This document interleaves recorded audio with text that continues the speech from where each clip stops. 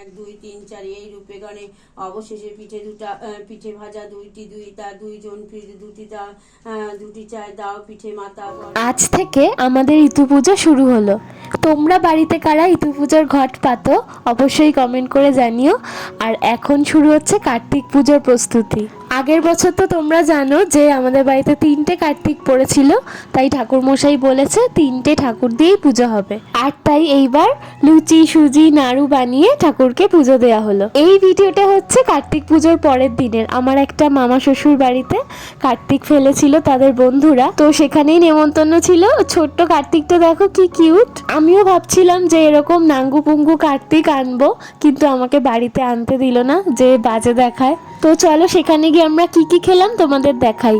প্রথমেই চলে এসছে এরকম গরম গরম পোলাও, তারপর এরকম সদ্য ভাজা বেগুনি, আর তার সাথে হচ্ছে আলুর দম, ছানার কোপ্তা, আর চাটনি পাঁপড় মিষ্টি তো ছিলই, সেগুলোর আর ভিডিও করা হয়নি।